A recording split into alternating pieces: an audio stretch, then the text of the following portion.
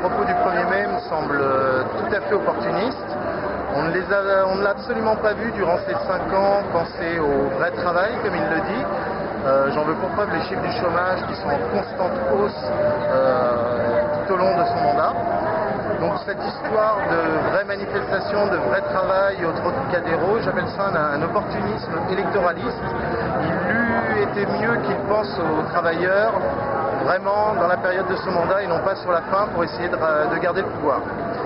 Quant à la manifestation d'aujourd'hui, je suis plutôt très content de la mobilisation parce qu'il y a énormément de monde. Je vois par rapport à l'année dernière, je pense qu'on est entre le double et le triple de l'année dernière en nombre de manifestants. Tous les partis sont là, tous les partis de gauche, tous les syndicats sont là pour défendre les vrais gens, qui ont des vrais travails et qui sont dans la vraie vie de tous les jours et qui sont plutôt en colère. La preuve, c'est que la mobilisation aujourd'hui a été assez importante.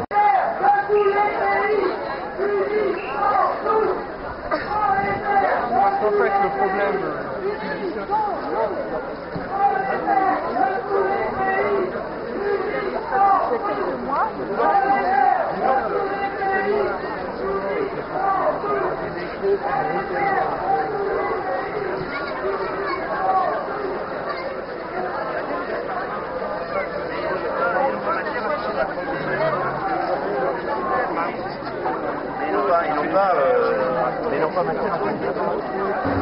à Orléans, comme partout dans le Loiret, comme partout en région, une forte mobilisation derrière les organisations et avec les organisations syndicales, mais aussi le soutien d'un nombre important de formations politiques.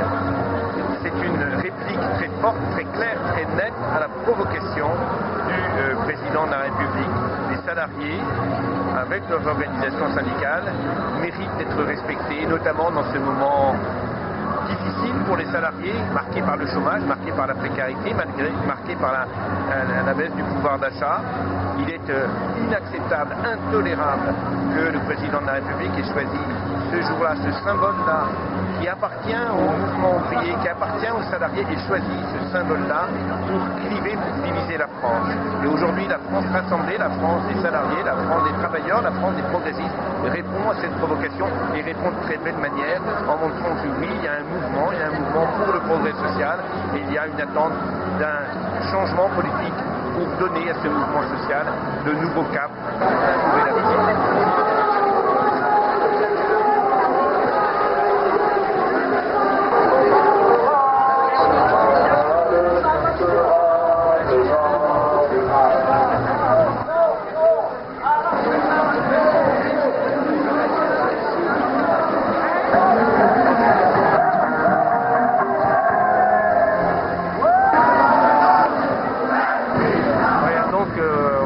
Ce qui est important de souligner, c'est une très forte mobilisation, plus importante que celle de 2002, ce fameux 22 avril.